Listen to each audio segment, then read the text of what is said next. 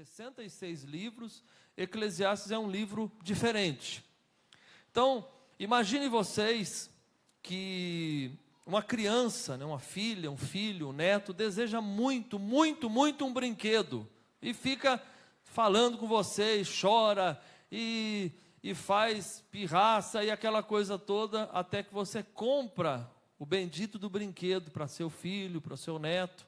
E o que acontece? Quando o brinquedo chega, ele pega aquele brinquedo, e quando chega às mãos daquela criança, alguns minutos depois, essa criança faz o que com o brinquedo, irmãos? Ela deixa, guarda, deixa de lado, e às vezes nunca mais ela pega no bendito do brinquedo, que às vezes foi caro ainda, foi caro. Você compra aquela boneca mais chique do mundo, e ela fica o dia inteiro com aquela boneca terrível de R$ 2,50. E você comprou uma de 200, já não quer nem saber. O livro de Eclesiastes é basicamente isso. Esse livro fala sobre a futilidade da vida. Esse livro, ele fala que a vida, na nossa vida, muitas pessoas querem conquistar, ir, voltar, mas o que Salomão nos ensina é que tudo não passa de vaidade. Vocês sabem, irmãos, que Salomão escreveu 3 livros. Você sabe quais são os 3 livros que Salomão escreveu? Provérbios, Eclesiastes e Cantares. Os estudiosos vão dizer que Cantares, foi até a leitura da oferta, foi escrito quando Salomão estava na sua juventude, não é? Um jovem, apaixonado, e na sua juventude ele escreveu Cantares. Provérbios ele escreveu na sua fase adulta, ele escreveu os 31 capítulos de Provérbios. E Eclesiastes, que é o livro que vamos estudar, ele já escreveu na fase mais madura da vida, até mesmo chegando ali à velhice. Então, Salomão vai escrever esse livro como fruto, portanto, das suas experiências, não é? Mas mais do que isso, nós não viemos aqui ouvir as experiências de Salomão, viemos aqui essa noite para ouvir o que o Espírito Santo tem a nos dizer, porque esse é um livro inspirado pelo Espírito Santo de Deus. Então, é voz de Deus e não voz de homem, amém? Por isso, irmãos, a palavra Eclesiastes, portanto, significa pregador, ou aquele que se dirige a uma assembleia. Diferente de Provérbios, que tratou sobre a questão do dia a dia, ou as questões do dia a dia, Eclesiastes, ele trabalha mais um termo filosófico, né? É mais o porquê da vida. O termo debaixo do sol aparece 29 vezes no livro, que significa o ponto de vista do homem natural. Então, debaixo do sol é quando eu não considero a revelação de Deus, eu só considero as coisas debaixo do sol. Um outro termo que aparece muito é a palavra vaidade.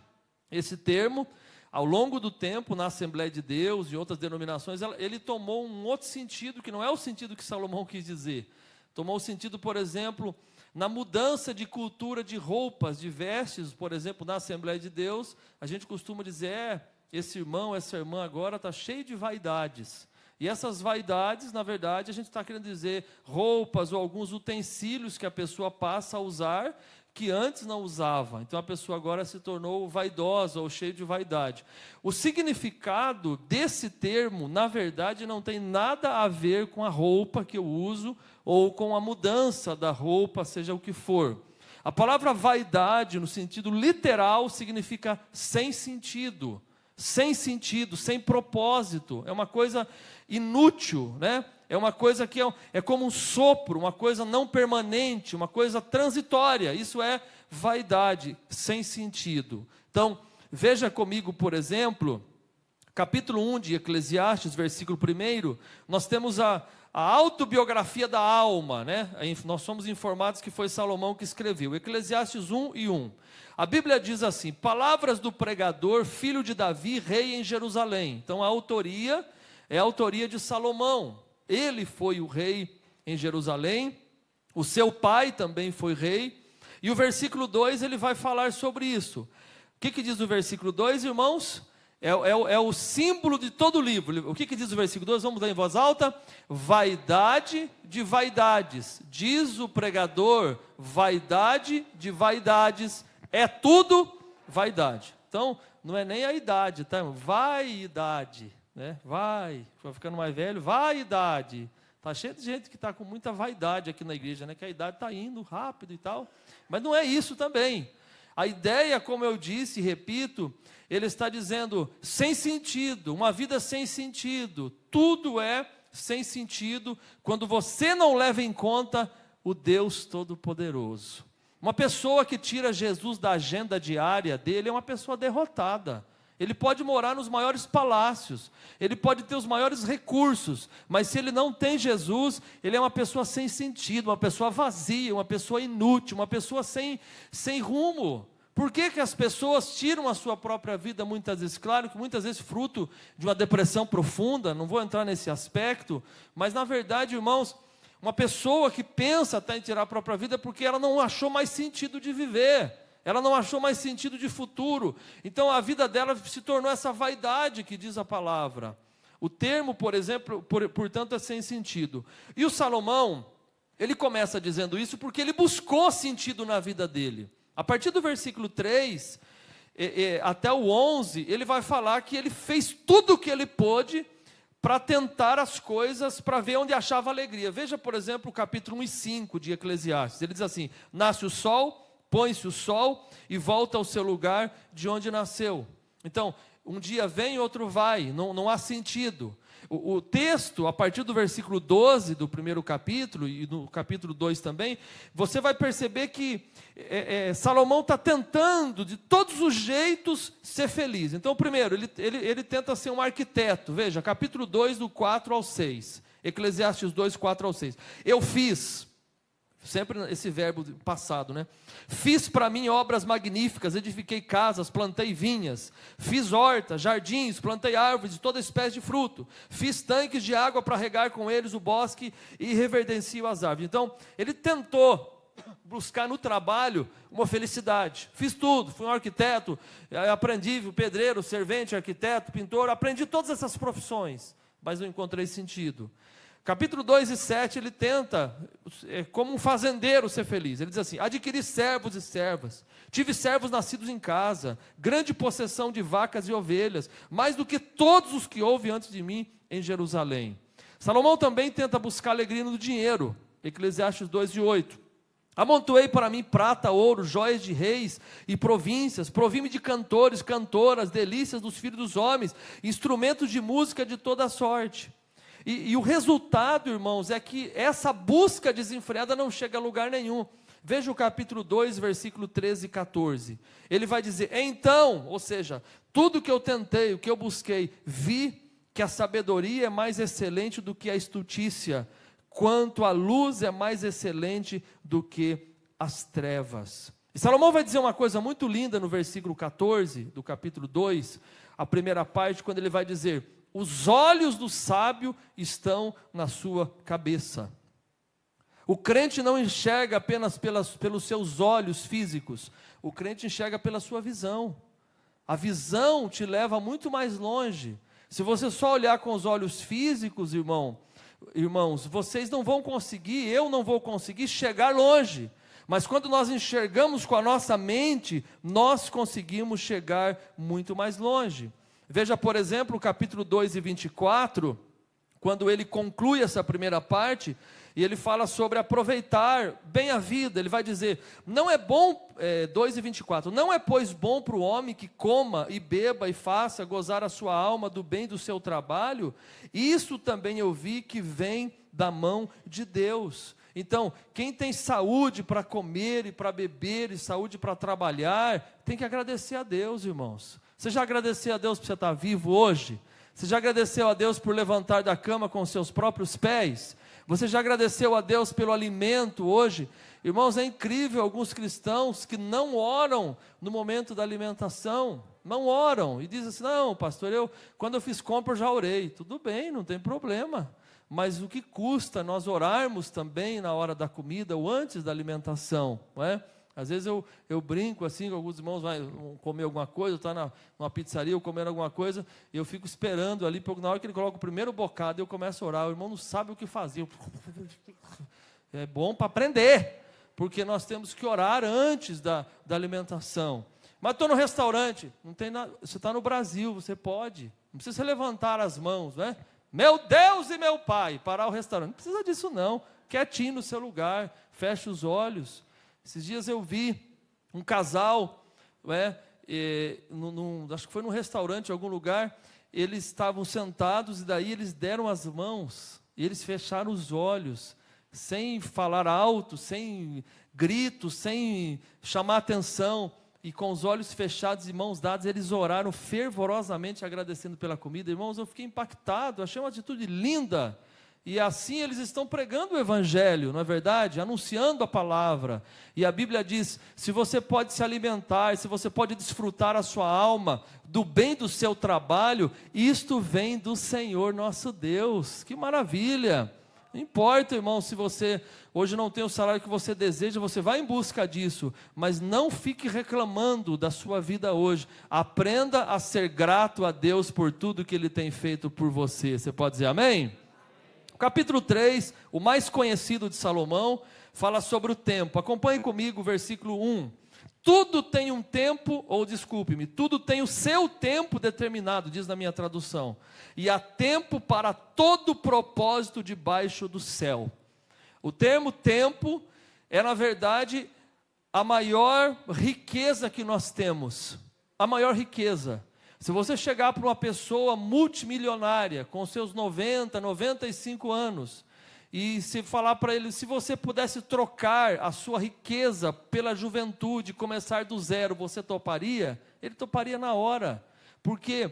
Porque apesar de ele ser um milionário, ele sabe que ele tem mais passado do que futuro, ele sabe que a vida dele, ela está já naquela fase da velhice, e o tempo, irmãos, ele é maravilhoso, o tempo é imparcial. Deus não deu para o irmão desse lado mais tempo do que deu para esse. Deus não deu mais tempo para os obreiros do púlpito, mais tempo do que deu para você. Deus não deu mais tempo para o presidente da república do que ele deu para alguém que está pedindo comida no sinal de trânsito. Todos nós temos 24 horas por dia, todos aqui. Ninguém pode dizer, eu tenho menos tempo que o senhor, eu tenho mais tempo. Ninguém, porque temos o mesmo tempo. Qual é o segredo agora? É como nós administramos o nosso tempo. E hoje o nosso tempo muitas vezes é gasto com rede social, é gasto na internet, as pessoas não estão lendo mais nada, não leem um livro, não usam a sua mente, não treinam a sua mente, não cuidam do seu corpo. Por quê?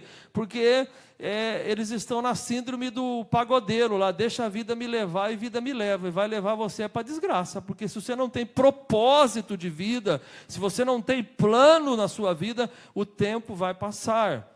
Eu olho para trás e vejo alguns sacrifícios que eu fiz em alguma área da minha vida, sacrifícios enormes, principalmente em relação aos estudos. E eu olho para trás e digo, se eu não tivesse feito esse sacrifício, eu ia estar hoje no dia 25 de setembro de 2024.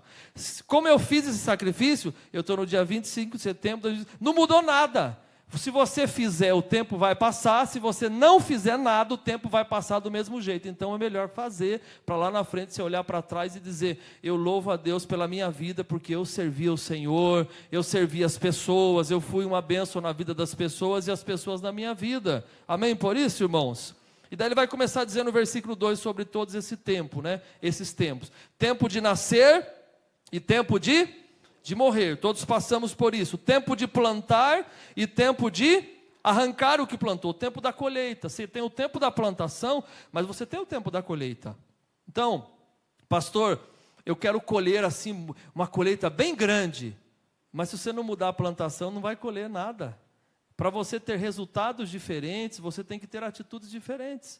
Como é que você quer resultado diferente com atitudes iguais? Nunca vai acontecer. Veja o que ele vai dizer mais. Há tempo, no 3, de matar e tempo de curar, tempo de derribar e tempo de edificar. O que ele está dizendo é que existem fases mais difíceis e outras mais fáceis. Não que existe um tempo que a pessoa vai matar o outro, não é isso. Mas existem fases mais difíceis e fases mais fáceis da nossa vida. Fases, vocês sabem, irmãos, a vida nossa é feita de estação. Você tem inverno, verão, outono, primavera, e a sua vida também é assim. O casamento passa por estações, o relacionamento familiar passa por estações, a igreja passa por estações. Sabia que a igreja passa? A igreja passa por estações também, os obreiros que estão aqui sabem. Quando se assume a igreja, lua de mel. Passa um tempo, perigoso virar lua de fel, tem que tomar cuidado. O tempo passa, irmão, vai desgastando. vai desgastando. Então, esse tempo que nós vivemos é um tempo de constantes mudanças. Ele fala do tempo de chorar, versículo 4, e tempo de rir, tempo de prantear e tempo de saltar, não é? Você tem vários períodos da vida. 5, tempo de espalhar pedras e tempo de ajuntar, tempo de abraçar e tempo de afastar-se de abraçar. Então, tudo tem um tempo. Tempo de buscar e de perder, de guardar e de deitar fora, de rasgar e de coser, de estar calado e tempo de falar, no versículo 7. É preciso pedir sabedoria para Deus, o tempo de estar calado, o tempo de falar. Então, isso é uma coisa muito importante para nós. Às vezes você fala as coisas sem pensar, e daí você já falou, não é? E já falou, e daí está falado, e como é que vai fazer? Dá para corrigir, mas depois você já disse. Então, tempo de falar e tempo de estar calado, tempo de amar e de aborrecer, de guerra e de paz, versículo 8. O que ele está nos ensinando é que nós temos uma realidade nessa vida e precisamos pedir a graça de Deus para que nos ajude a viver esse tempo com sabedoria. Que o Senhor te dê graça, para você que veio aqui esta noite, para sair desse culto dizendo: Deus, me dá sabedoria para viver nessa terra e organizar o meu tempo. É o que disse Moisés no Salmo que ele escreveu: ensina-nos, não é? A contar. Lembra qual Salmo que foi ou não? Salmo 90, versículo 12, é isso mesmo? Eu acho que é, coloca para nós. Salmo 90, 12. Olha o que diz, irmão, vamos comigo? Ensina-nos a contar os nossos dias, de tal maneira que alcancemos coração sábio. Peça para Deus te dar graça para administrar o seu tempo. Peça para Deus te fortalecer para que você viva esse tempo na presença do Senhor. Você pode dizer amém? O capítulo 4 de Eclesiastes trata sobre aquilo que é melhor. Tem um livro, eu não sei se o nome é exatamente esse, mas o livro mais ou menos assim: o bom é inimigo do ótimo. O bom é inimigo do ótimo. Tem muita gente, irmãos, que serve a Deus, mas se conforma de ser meia boca, se conforma de fazer todas as coisas sem diligência, sem excelência. O capítulo 4 está nos ensinando que você pode sair do bom para o melhor, você pode melhorar, e dá para melhorar em áreas da sua vida. Quantos que estão aqui hoje, estão me acompanhando em casa, ou estão aqui de algum lugar, que entendem que existem algumas áreas da sua vida que dá para você melhorar um pouquinho? Levante a mão, por favor. Quem tem? Isso. As duas, não, o pé também, né? Levanta. Quantas áreas dá para melhorar? Então o capítulo 4 fala um pouquinho sobre isso. Melhor é se alegrar com a vitória do outro do que ter inveja do sucesso alheio. Capítulo 4, versículo 4. Veja comigo. Ele diz assim: eu vi que todo trabalho e toda destreza em obras trazem ao homem inveja do seu próximo. Isso é vaidade e isso é aflição de espírito. Em outras palavras, melhor eu me alegrar com a vitória do meu irmão do que eu ter inveja do sucesso alheio. A inveja, irmãos, é uma praga. Salomão diz que ela é a podridão dos ossos. Se você nutrir inveja no seu coração, você adoece por dentro. Então ele está nos ensinando: melhor é se alegrar com a vitória do seu irmão. Que coisa boa é quando alguém te conta uma notícia de vitória e você se alegra com ele, com ela, você celebra ao Senhor junto com ele e com ela. Melhor é trabalhar e ter tempo para as outras coisas do que somente trabalhar. Capítulo 4, versículo 6. Ele diz assim: melhor é a mão cheia com descanso do que ambas as mãos cheias com trabalho e aflição de espírito. Então, a pessoa trabalha, mas ele tem um período de descanso. Daí tem gente, irmãos, que ele não tem tempo para nada. Não tem tempo para nada. Por quê? Porque ele trabalha demais e ele vive aflito. Ele vive cheio de trabalho e ele vive aflito. Então, ele está nos ensinando. Melhor é ter alguém do que viver sozinho. Capítulo 4, versículo 9. Melhor é ter alguém do que viver sozinho. Ele diz assim: melhor é serem dois do que um, porque tem melhor paga do seu trabalho. Uma pessoa só trabalhando é uma coisa, se as duas trabalharem é outra. Então você pega em casa, o marido e a mulher, ela lava a louça, seca a louça, guarda a louça e faz tudo. Agora, se ele chegar junto e ajudar a secar a louça, não fica melhor, irmãs? Não? Então não ajuda não, irmãos. Ou fica? Fica ou não fica? porque 2 é melhor que 1, não é verdade? Um ajuda o outro, um ajuda o outro. Olha o versículo 10, se um cair, o outro levanta, ai do que estiver só, caindo não tem quem o levante. Irmão, já teve gente que morreu, caiu no banheiro e lá ficou, porque ninguém estava lá para ajudar. Ele está dizendo que melhor é ser 2, porque se um cair, o outro levanta. E não é só levantar o corpo, é levantar o ânimo também. Às vezes, irmão, o marido está, minha vida acabou, olha, os documentos estão ali, porque eu não sei não se essa noite eu durmo. Homem é tudo cheio de coisa assim, né? Eu estou com 36 de febre, os documentos estão ali. Rapaz, pelo amor de Deus. Não, a esposa levanta, anima ele, ao mesmo tempo, ao contrário também. Ele anima a sua esposa. Ai do que estiver só, caindo não tem quem o levante. Ou 11, se 2 dormirem juntos, se aquentarão, mas um só, como se aquentará? Os solteiros são uns pobres coitados que dormem sozinho e se enrolam em travesseiro e coberto, aquela coisa toda.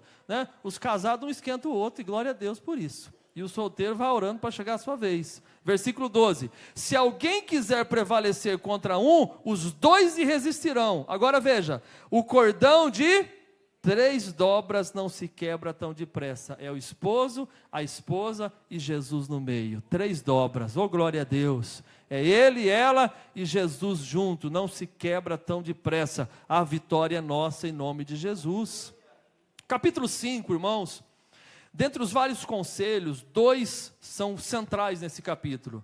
O temor e a atenção a Deus e não amar a riqueza. Olha o que ele vai trabalhar no capítulo 5, versículo 1. A igreja pode ler em voz alta, por favor? Vamos lá, igreja? Guarda...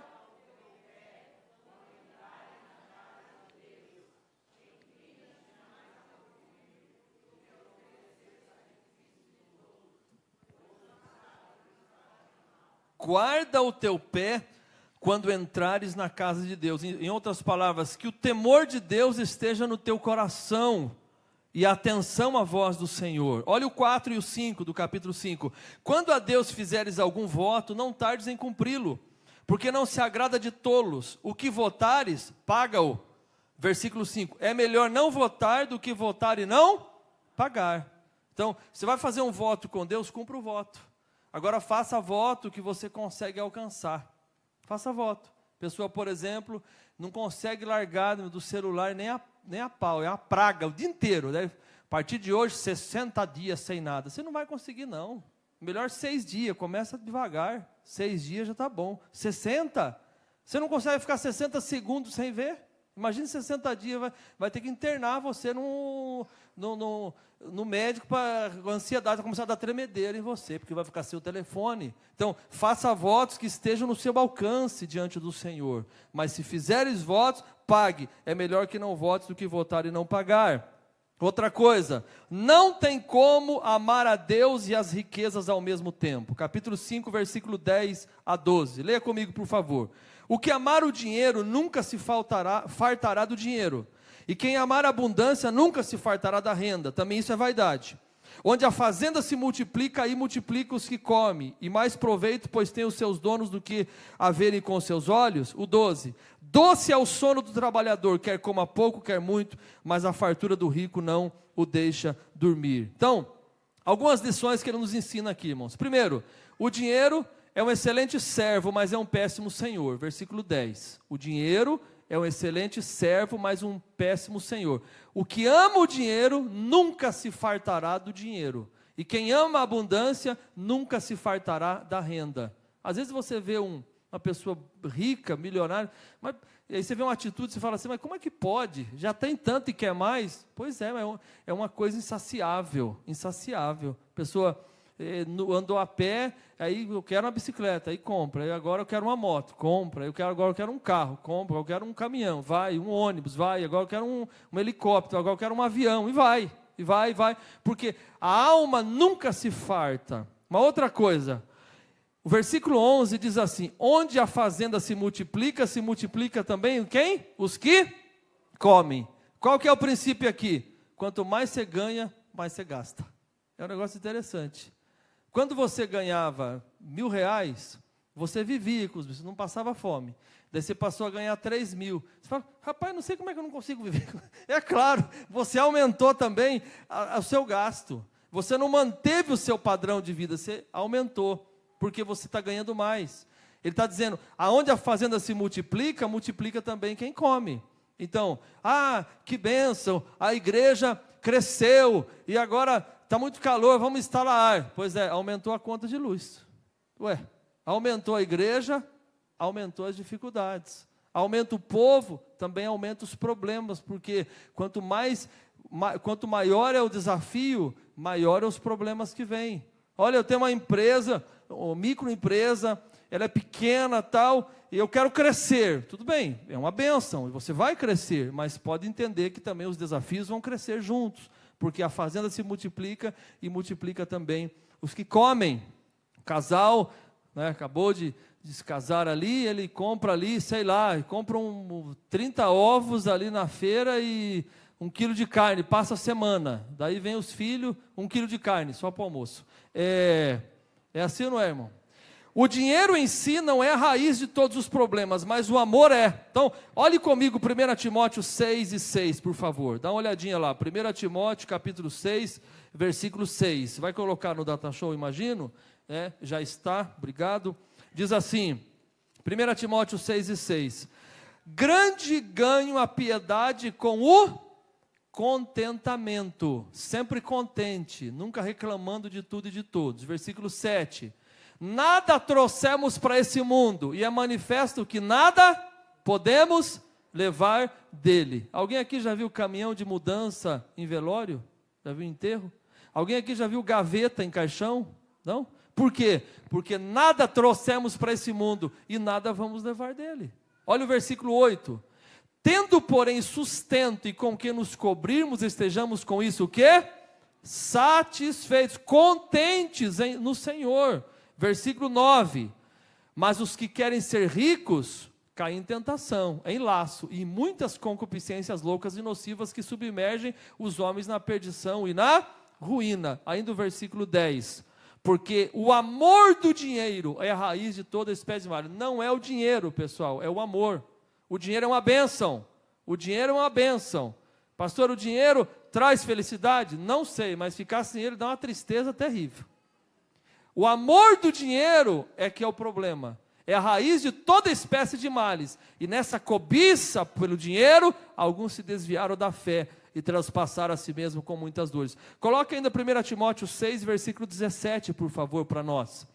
Manda aos ricos desse mundo, ele está dizendo para Timóteo, Timóteo, manda aos ricos do mundo, que não sejam altivos, quer dizer soberbos, não coloque a esperança na incerteza das riquezas, mas coloque a esperança em Deus, que abundantemente nos dá todas as coisas para delas gozarmos. O 18, e que façam o bem, e que enriqueçam em boas obras, e que repartam de boamente sejam comunicáveis. Ainda o versículo 19, e que entesoure para si mesmos fundamento para o futuro, para que possam alcançar a vida eterna. Irmãos, tudo nessa vida é uma bênção, mas a vida eterna é o maior bem que você tem. Não perca isso por nada, não se afaste de Jesus, não desvie-se da igreja, não perca a tua fé, não perca o teu rumo, mantenha-se olhando para Jesus, como diz o escritor aos Hebreus, Ele é o autor da nossa fé. Você pode dizer amém por isso?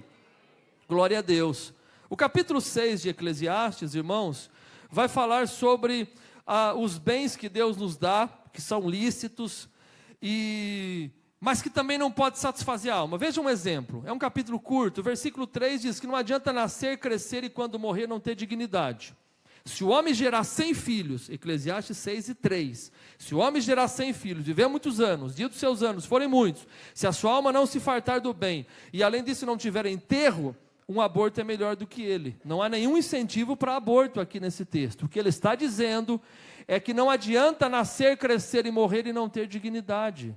A Bíblia fala sobre Georão, o homem que morreu sem deixar saudades, o homem que ninguém foi no velório dele, ninguém derramou uma lágrima quando ele partiu, ninguém teve saudade dele. É uma vida sem sentido. Uma outra coisa, não é a quantidade de anos que temos, mas a qualidade da vida que temos nesses anos vividos na terra, capítulo 6 e 6. E certamente, ainda que vivesse duas vezes 1000 anos, mas não gozasse do bem, não vão todos para o mesmo lugar? Não adianta nada, você fala, quantos anos você tem? Eu estou com 1940 anos, mas não teve sentido, não teve uma vida gasta para o Senhor, não teve uma vida marcada para a glória de Deus. O capítulo 7, assim como o capítulo 4, ele vai falar sobre o que é melhor. Essa palavra melhor aparece muito em Eclesiastes, melhor. Eu gosto muito dela, e eu peço a Deus que nessa noite Ele me ajude, que o Espírito Santo sonde o meu coração e o teu coração, para você sair daqui um crente melhor essa noite. Melhor como esposo, esposa, filho, pai, neto, melhor. O Senhor quer fazer de nós crentes melhores. E daí Ele vai dizer um negócio muito assim, interessante, porque ele vai dizer que ambientes de luto, nesse caso, são melhores do que ambientes de festa. Ele vai explicar. Veja comigo Eclesiastes 7, por favor, do 1 ao 4. Melhor é a boa fama do que o melhor unguento, e o dia da morte do que o dia do nascimento de alguém. Melhor é ir à casa onde há luto do que ir à casa onde há banquete, porque ali se vê o fim de todos os homens, e os vivos aplicam o seu coração. Melhor é a tristeza do que o riso, porque com a tristeza do rosto faz melhor o coração. O coração dos sábios está na casa do luto, mas o coração dos tolos na casa da alegria. O que ele está dizendo para nós? Não é que alguém vai escolher ir num velório de alguém que não conhece, ao invés de ir para um convite de aniversário de festa. Não é isso que ele está dizendo. O que ele está dizendo, o que Deus está nos dizendo, é que o dia da morte, o dia do enterro, o dia do luto, ele é melhor do que o dia do banquete no sentido de você refletir a sua vida. Irmão, ninguém fica pensando se está servindo a Deus diante de um bolo de aniversário. Ninguém fica pensando na sua eternidade diante de uma funada gelada na sua frente de um lanche. Mas todos nós que vamos a um velório, nós refletimos sobre a nossa vida, nós refletimos sobre como nós estamos diante de Deus, nós refletimos que um dia também será o nosso momento, e nós refletimos se nós estamos preparados ou não. Ele diz, melhor é a tristeza, no versículo 3, do que o riso, porque com a tristeza do rosto se faz melhor o coração. Às vezes, se eu estou num momento de alegria com os irmãos, com os amigos, é gostoso, mas aquilo não vai me proporcionar reflexão. Mas se eu estou num momento de dificuldade, de luta, eu vou aprender muito mais com a escola do deserto do que com a escola das coisas melhores. Então, Deus não perde tempo com você e comigo, Deus não desperdiça nada, tá certo? Aquilo que você está vivendo nessa quarta-feira, a resposta que você está buscando de Deus, o Senhor está falando com você, eu não desperdiço o meu tempo com você. E se você está passando por uma fase difícil, há um propósito de Deus nessa fase. Deus não desperdiça tempo, Deus está tudo planejado, e lá na frente você vai entender que a bênção de Deus será sobre a tua vida. Você entende isso? Diga amém. Capítulo 7, versículo 5, melhor é ouvir a repreensão do sábio, do que ouvir alguém, o que? A canção de quem? Do tolo. A repreensão do sábio é melhor. Nós não gostamos de ser repreendidos, mas a repreensão faz parte da vida, irmãos. A repreensão nos ajuda, é isso que ele está dizendo. Veja o versículo 6, qual o crepitar dos espinhos debaixo de uma panela é o riso do tolo. E o versículo de número 7, ele diz, verdadeiramente a opressão faz endoidecer até o sábio, e o suborno corrompe o coração.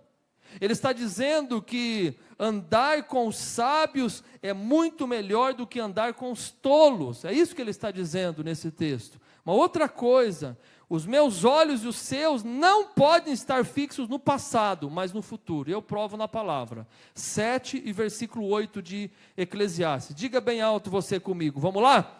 Melhor é o fim das coisas do que... E melhor é o longânimo do que o altivo de coração. Olha ainda o versículo de número 9. Não te apresses no teu espírito a irar-te, porque a ira abriga-se no seio dos tolos. E ainda o versículo de número 10, ele vai dizer, nunca diga, porque os dias passados foram melhores do que esse, nunca com sabedoria isso você deveria dizer. Irmãos, por que eu nunca devo dizer que o meu passado é melhor do que o meu presente e o meu futuro? Porque eu creio que o meu Deus tem sempre mais para o meu futuro. Mas pastor, o senhor já não viveu tantas bênçãos do seu passado? Já vivi muitas, mas não se comparam com as bênçãos que estão preparadas para o meu futuro. Você pode receber esta palavra? Tudo que você já viveu até hoje não pode se comparar com aquilo que te espera. Oh, glória a Deus! O teu Deus é um Deus de presente e de futuro, e Ele sempre te leva para o teu futuro. Ele nunca joga na tua cara o teu passado, mas Ele diz: eis que faço nova todas as coisas. Nós, inclusive, não podemos desprezar os dias difíceis. Veja o versículo 14 do capítulo 7, irmãos.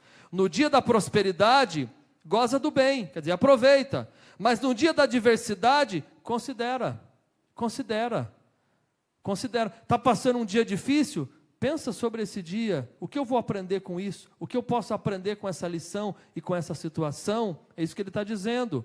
Ele está convidando-nos para o equilíbrio de todas as coisas. 7 e 16 de Eclesiastes. Você está aí com a Bíblia aberta.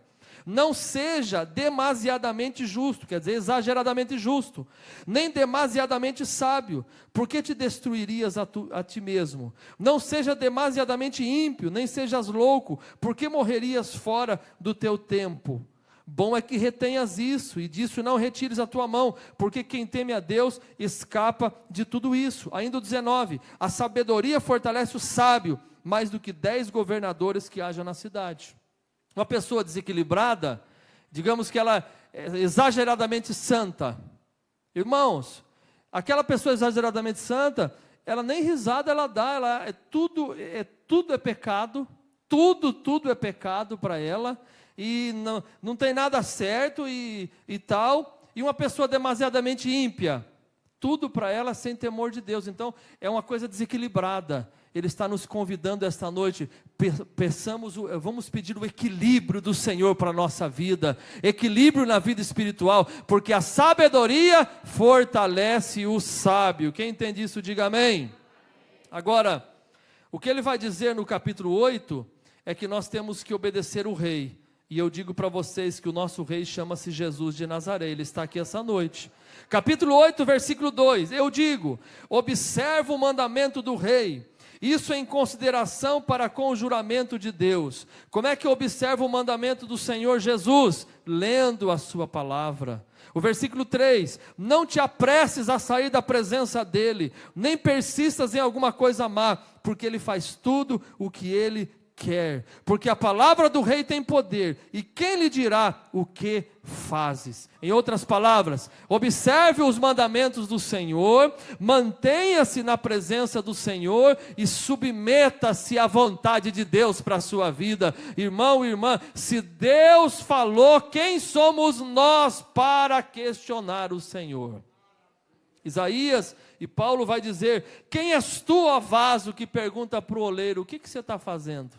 Quem somos nós, irmãos, que perguntamos para o oleiro o que ele está fazendo? Se você for indiano e você vê as olarias que tem na cidade, você vai ver que o oleiro está fazendo o vaso do tamanho que ele quer, do jeito que ele quer, do modelo que ele quer. Você é vaso nas mãos de Deus. Eu e você não temos que perguntar por quê.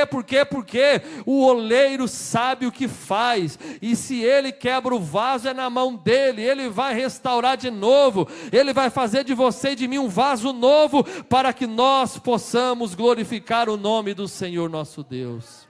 Glória a Deus por isso. Capítulo 9, ele considera que todas as coisas acontecem a justos e injustos, e ele fala da nossa humanidade. Versículo 8, é um texto lindo de Eclesiastes 9, ele diz assim, irmãos, em todo tempo sejam alvas as tuas vestes, e nunca falte o óleo sobre a tua cabeça. As vestes alvas fala da sua santidade, o óleo sobre a cabeça fala da unção do Espírito Santo sobre a tua vida. Em todo tempo busque a santificação, e que a unção do Espírito não falte na minha vida e não falte na tua vida, e que nós possamos glorificar ao Senhor. Ele diz ainda que nós temos que desfrutar irmãos, da nossa vida, do casamento, versículo 9, aproveite, goze a vida com a mulher que amas nos dias da tua vaidade, os quais Deus te deu, todos os dias da vaidade, porque esta é a porção nesta vida. E ele vai mais longe, ele vai dizer que o trabalho que eu faço tem que ser um trabalho feito com excelência. Veja o versículo 10, tudo quanto te vier a mão para fazer, faça conforme as tuas forças, porque na sepultura onde vais não há obra, não há indústria, não há ciência e não há sabedoria alguma. O que te vier na mão para fazer, faça. O que Deus colocar na tua mão, faça, e Deus vai te abençoar. Faça enquanto pode, faça enquanto é tempo, faça enquanto tem força, faça enquanto Deus está te dando oportunidade. Realize a obra do Senhor e Ele vai te abençoar. A sabedoria vence qualquer batalha. Vamos ler uma história linda no capítulo 9, versículo 14, irmãos? Vamos lá? Os versículos 9, vamos ler do 9 até, do 14 até o 18 no Data Show. Vamos comigo, igreja? Vamos lá?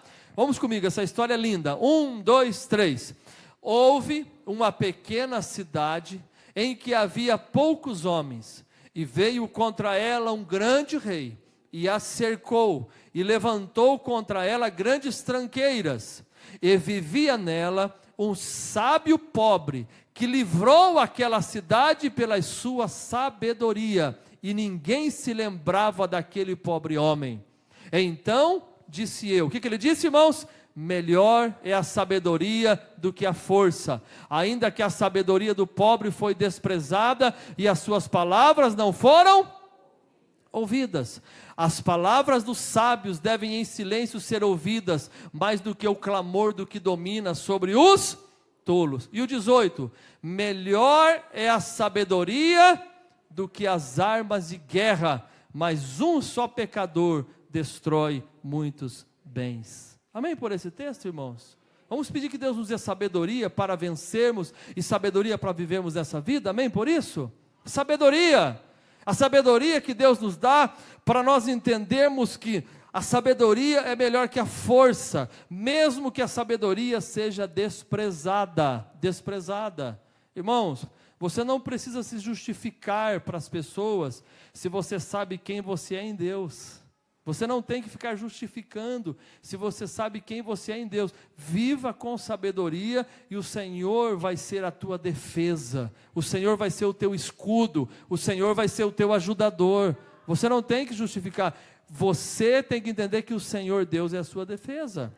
Eclesiastes 10, ele vai falar, já estamos terminando, mas ele vai falar algo muito interessante no versículo 1. O que ele vai dizer aqui? Ele vai dizer que pequenas falhas no caráter podem comprometer toda a minha vida. Vamos repetir essa frase que eu acabei de dizer? Diga comigo, pequenas falhas em nosso caráter podem comprometer toda a nossa vida. Capítulo 10, versículo 1, o que ele diz no texto? Como mosca morta faz exalar mau cheiro e inutilizar o unguento do perfumador, assim é para o famoso em sabedoria e em honra um pouco de estutícia. Em outras palavras, digamos que eu chego na sua casa e você diz, pastor, o senhor quer um café? Quero. Aí você fala assim, eu vou pegar aquela xícara top lá para o pastor tomar café, né? Aquela xícara nova que eu não uso. Irmão, por favor, use aquela bendita xícara nova, tá? Não é só quando o pastor vai lá, usa aquilo lá, ganhou, usa tudo. Daí eu pego aquela xícara linda, aquele café, aquele cheiro de café, aí coloca e tal, aí você vem e coloca até o pires, nunca usou pires em casa, mas o pastor vem e coloca o pires, aí vai, na hora que eu coloco, irmão, eu olho para o café, tem uma mosca verde assim boiando no café, e daí o que eu faço? Eu não vou tomar, Clarina pode chutar minha canela, irmão do céu, tem uma mosca morta, troca o meu café. Por quê? Porque o café é delicioso, a xícara é maravilhosa, o pires é top, mas tem uma mosca morta que estragou o gosto do café. Pequenas falhas no teu caráter podem manchar a sua vida inteira. Pequenas. Irmão, qual que é o tamanho de uma mosca? A mosca, um mosquitinho desse tamanho. E um frasco de perfume, tem uns pequenos, mas tem os maiores. Você pega uma taça igual essa, com essa água, que os irmãos sempre carinhosamente colocam para mim ou para qualquer outro pregador.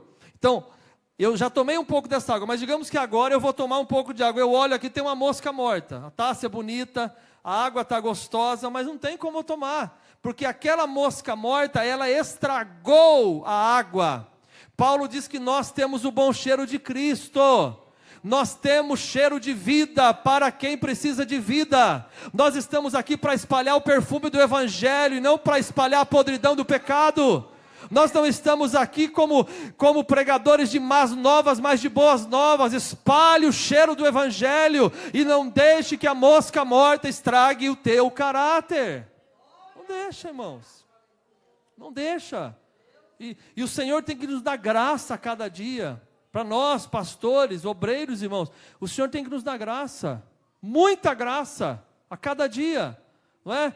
Às vezes, eu sou muito cuidadoso, quem prega e tal, às vezes a pessoa até fala, mas não, irmão, esse altar precisa tomar muito cuidado. O púlpito, não é? Estive lá no Belém, o púlpito é um lugar que tem que tomar cuidado, a pessoa que vai pregar, que vai ensinar, não é? A pessoa chega aqui, fui tirada, foi lá em casa entregar o cargo, eu cheguei aqui, fui tirada, aí eu tenho que engolir em seco, para não estragar o culto. É fácil para mim? Não é brincadeira não, ser pastor é um negócio difícil, irmão, mas Jesus vai me dar graça para o mau cheiro ir embora e eu ficar com o bom cheiro de Cristo. Fala a coisa aqui, solta e ainda aí fica, não é? Se diz alguém, não colocou o nome da irmã na oração, e fica espalhando, pastor não fez isso, irmão, nunca veio na oração de segunda a sexta, aqui de 7 às 8, nunca pisou aqui, irmão, não tem moral para falar nada, meu irmão, vamos orar, vamos buscar o Senhor, vamos fazer a obra de Deus, não deixa a mosca morta estragar a tua vida, não deixa a mosca morta trazer mau cheiro para o teu ministério, que o Senhor guarde a minha vida, e que o Senhor guarde a tua vida também, a nossa vida, nós estamos aqui para espalhar bom cheiro de Cristo, fofoca aqui não, mas bom cheiro de Cristo, porque a mosca morta é o demônio que quer estragar o bom cheiro de Cristo no nosso meio.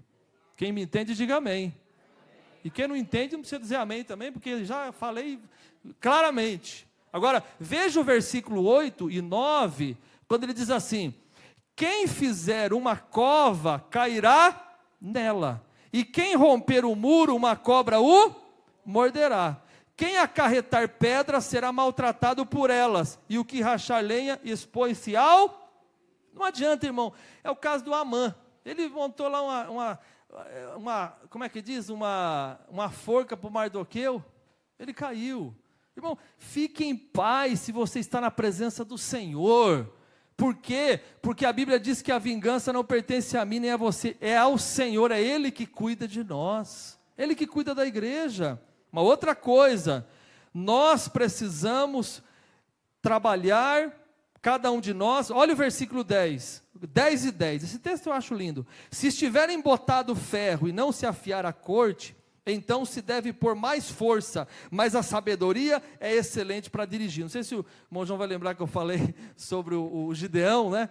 Que eu falei que o primeiro passo é você ter sabedoria, né? No culto da sexta-feira. Então, você pega um novo e um velho para derrubar uma árvore, daí o novo quer derrubar mais rápido que o velho, e ele vai e não afia, irmão. Aquilo cheio de calo, de bolha, aquilo sangra, e o velhinho só aqui, ó, só afiando. Na hora que dá um golpe aqui, um golpe ali, mais um aqui, mais um ali, a árvore, bum, cai. Irmão, não adianta nada, se você e eu não estamos afinados com Jesus, não vai dar corte, mas se você estiver alinhado com o Espírito Santo, irmão, é um golpe só, o Espírito Santo com você, e a vitória é tua em nome de Jesus. Em nome de Jesus, a vitória é nossa, a vitória é do povo de Deus. Finalmente, ele combate aqui a preguiça. Versículo 18 do capítulo 10. Pela muita preguiça enfraquece o teto, e pela frouxidão das mãos goteja a casa. Então, ele está dando um exemplo, né? Pela muita preguiça enfraquece o teto, e pela frouxidão das mãos goteja a casa. Bom, quem sabe Deus está falando com a gente aqui, né? Aquela torneira lá que o irmão ficou de trocar aquela borrachinha na sua casa, está pingando faz 15 dias, 3 horas e 42 segundos, você não arrumou até hoje. Olha, o pai fala com você até nesse versículo, irmão. E você fica lá, eu vou fazer depois. Deus vai dar um tempo. Ainda coloca Deus ainda na preguiça. Deus vai dar um tempo para mim. Não, você vai lá, você compra a borrachinha, você troca e vai parar esse negócio. Então, pela muita preguiça, pode se enfraquecer o teto. Daí eu tenho os irmãos já falando, pastor, vai para o capítulo 11 logo, para o senhor fechar, porque essa parte doeu muito, então a pancada foi muito forte. Vamos para o capítulo 11, versículo 1. Vamos dizer bem alto comigo, igreja.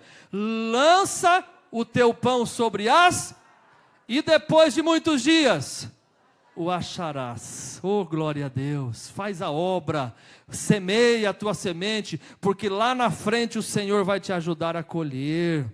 Versículo 4, quem observa o vento nunca semeará, e quem olha para as nuvens nunca cegará. Nunca cegará. Quando eu fiz um curso lá em Curitiba, irmão, como é que eu vou fazer para ir? É longe, não tem dinheiro. Não, eu não observei vento de dificuldade, nem nuvens de problema. Eu disse, Deus, o Senhor me dá graça e força, a minha parte eu vou fazer. E o Senhor me ajudou. Para de ficar observando só os problemas, só prognóstico. Começa a olhar para o Deus que você serve. Ele é grande, Ele é poderoso, Ele é maravilhoso.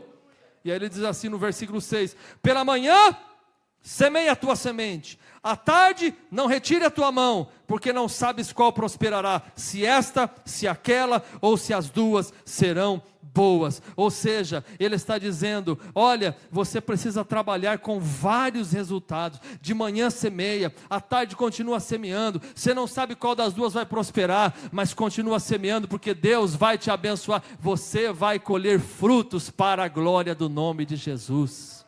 Amém? Por isso, irmãos, e agora, o tecladista já está por aqui, nós vamos fechar com o capítulo 12. Capítulo 12, ele está dizendo no versículo 1, a gente leu muito isso em congressos de jovens, né? O que diz o versículo 12, pessoal? Lembra-te do teu Criador. A primeira vez que aparece o Deus Criador na Bíblia é aqui em Eclesiastes 12, depois vai aparecer lá na frente, mas aqui é a primeira vez que aparece o Deus como Criador. Lembra-te dele nos dias da tua mocidade. Lembra-te dele antes que venham os maus dias e cheguem os anos dos quais venha dizer não tenho neles contentamento. Irmãos, eu estou 41 anos, mas para mim passou muito rápido a fase da infância. Quantos irmãos aqui que já passaram dos 40 e que acham que passou bem rápido? Me levante a mão.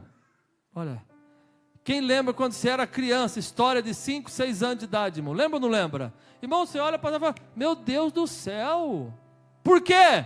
Porque você tem que lembrar de Deus de quando você pode. Lembrar de Deus de quando você pode.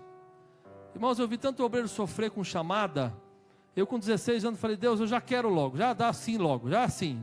Espera, vamos ver o que vai dar. Eu já fui para o tudo ou nada com Deus. E o Senhor me abençoou. O Senhor me ajudou, porque eu lembrei do meu Criador nos dias da minha mocidade. Agora, o que pode acontecer? Quais são as 5 lições desse texto? Diga comigo. Aproveitar minha idade. Aproveita a sua idade. Quantos anos você tem? Quer falar alto? As irmãs falam, não senhor, mas é 54, isso irmã. Passou dos 50 já, irmã? Amém. Meio século, né? Graças a Deus. Eu chego lá. Lembra do teu Criador nos dias da tua mocidade. Primeiro, aproveite sua idade. Segundo, valorize sua juventude. Isso vale para os jovens e adolescentes. Terceiro, não perca seu tempo. Quarto, compreenda as fases da vida. Nós congregávamos numa igreja que a irmã, ela era de idade, mas ela queria ser jovem. Irmão, daí ela punha um salto, irmão, dessa altura. Ela andava, irmão, parecia que o mistério era de fogo. Mas a mulher não sabe andar com salto alto mais, mas está com 512 anos, salto alto. Viva a sua idade, sabe? Tem que saber qual que é a sua idade. A idade que você vive, né? Uma coisa uma menina de 15 anos, outra coisa uma mulher de 100 anos, irmão. Pelo amor de Deus, tem que saber o tempo que você vive. Paulo diz, quando eu era menino, falava com menino, andava com menino, agora deixei de ser menino. Não é? Grandes problemas em casamentos. O camarada casa, ainda acha que é solteirinho. Casa, ainda acha que é solteirinha. Não, casou, mudou. Então, lembra, Compreenda as fases. E em quinto lugar, reconheça quando o envelhecimento chega. Olha para o espelho e diz, Jesus, estou ficando velho, hein? Mas graças a Deus, não é? Perguntaram para o senhor, como é que faz para ficar velho assim? Ele falou, só não morrer, e normal. Mas cada pergunta besta também, que eu vou te contar um negócio para você, viu? Agora, o que acontece quando você não aproveita? Vai para o versículo 2, por gentileza, a gente encerra com esse capítulo. Eclesiastes 12, 2. Primeiro, problema nos olhos. Antes que se escureçam o sol, a luz e a lua e as estrelas. Você fica velho, você tem um problema no olho, sabia? Quando você é novo, você não tem. Eu, claro, tive um problema crônico ainda na juventude. A Elô puxou usa óculos já. O Dan puxou a Clarina, não usa. Mas na velhice, irmão, a visão já fica meio turva. Outra coisa, ainda no versículo 2, irritabilidade. E diz assim, e torne a vir as nuvens depois da chuva. Acabou de chover, começa o céu de novo a ficar escuro. Assim é o velho irritado, irritante, irritável. Tudo irrita ele. Tudo irrita. Porque vai perdendo a paciência. Irmão, não estou dizendo que é todos, é o que está na palavra. Outra coisa, problema nas pernas, versículo 3, olha lá. No dia em que tremerem os guardas da casa. Não tem mais força nas pernas. Tem uma irmã que falou comigo assim, irmão, que, olha que inteligente, pastor, como eu fiquei velha, eu tirei os tapetes. Porque como é que um jovem anda? Como é que o velho anda? Arrastando o pé, meu Deus. Aí se você deixa o bendito do tapete, você trupica e cai. Você está rindo, mas é verdade. Então, o novo anda como? Ó o novo. O velho. Mas até ele chegar, meu irmão. Pelo amor de Jesus Cristo. Problema nas pernas. Outra coisa, problema na coluna, está lá, ó. E curvarem os homens fortes. Bursite, é tanto sítio que você não sabe nem. Bico de papagaio, tal do disco. Irmão, tanto disco, parece o Bob Marley, né? Tanto disco. Disco aqui, disco ali. Outra coisa, o dente cai, está no versículo 3. Olha lá, cessarem os moedores por já serem poucos. Tudo está na Bíblia, pessoal. É ou não é? Está ali, ó, cessar os moedores. A gente fica velho, irmão. Olha, vai dar viagem com a gengiva. E se não tomar cuidado, dependendo da carne, que você comer um toicinho de porco, pronto, vai o toicinho com o dente, vai tudo junto, já engole tudo, pelo amor de Jesus Cristo. Versículo 3 ainda, visão turva, e se escurecerem os que olham pela janela. Vai mais longe, olha a velhice. Problema de audição, versículo 4, as duas portas da rua se fecharem, por causa do baixo ruído da moedura. Fala com assim, Você fala de novo, quê? Você fala de novo, hein? É assim. Eu assumi o Jardim Paulista, tinha um diácono na igreja, como está o irmão Valdemiro aqui, eu assumi. Aí eu todo feliz, obreiro novo, cheguei perto dele, o irmão vai dar uma palavra. Ele olhou para mim e falou, hein? Aí eu falei, o irmão vai dar uma palavra. Ele olhou para mim e falou, hein? Que você foi me irritando. Eu falei, o irmão vai dar uma palavra. Ele olhou para mim e falou, hein? Eu falei, você não vai dar palavra coisa nenhuma mais aqui. Vai dar palavra nada, o cara não me escuta. Eu tô falando, eu vou até tomar água, porque o assunto é verdade. Eu vivi isso. É um tal de rapaz, não tá vendo o que eu tô falando? Tem que escrever, quer que põe legenda? Irmão, sabe que rir um pouco é bom, para vocês ir embora bem em paz hoje, tranquilo. É bom rir também, o culto faz parte, isso é o evangelho. Olha, outra coisa, irritabilidade com muito barulho, está no versículo 4. E se levantar a voz das aves. Você já pensou, irmão, uma pessoa se irritar com o bem-te-vi? A velhice faz isso. Bem-te-vi, que bem-te-vi desgramado, não morre não esse bem-te-vi, você viu? Irritado. O cara é irritado. Olha ali, irmão, levantar a voz. E todas as vozes do canto se baixarem. Outra coisa, medo de altura, versículo 5. Como também quando temer o que está no alto. É a idade que chega, fica com medo de altura. Quando era novo, montanha russa. Fica velho, 3 degraus de escada. Deus me livre, se eu cair eu morro. Porque queda mata os velhinhos, mano. Mata. e houver espanto no caminho, a pessoa fica com medo. Eu vou para a igreja, mas se ninguém me levar, eu não vou. Fico com medo de andar sozinho. E florescer a amendoeira e o gafanhoto for um peso, já não consegue pegar um pacote de arroz de 5 quilos mais. Fraqueza nos braços. E perecer o apetite, você põe tudo para a pessoa, você faz tudo. Ai, não gosto. Ai, estou sem fome. Ai, meu Deus, não dá para me dar que eu como tudo. Eu estou novo, eu vou comer tudo. Perde o apetite. E aí termina dizendo: o homem se vai, a sua eterna casa, os pranteadores andarão rodeando pela casa. O negócio é sério. O versículo 7, o pó volta à terra como era, e o espírito volta a Deus que o deu. Irmão, vamos aproveitar a nossa vida para servir a Deus? Quem quer? Eu já estou com a mão levantada. Não interessa se você tem 5 anos ou 100 anos, você está aqui, você está vivo, você está adorando a Deus, aproveita a sua vida para servir ao Senhor. Diga para alguém aí, aproveita a sua vida para servir a Deus. Fica de pé, igreja, fica de pé. Versículo 13, e nós oramos. Coloca o versículo 13, a igreja comigo, por favor. Vamos fechar essa palavra com as 2 lições de Eclesiastes, igreja, vamos lá? Vamos comigo, igreja, 1, 2, 3. De tudo o que se tem ouvido, qual é o fim?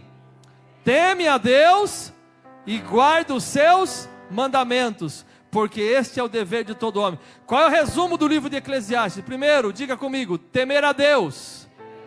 Segundo, guardar os seus mandamentos. Você está feliz por essa palavra? Amém, irmãos?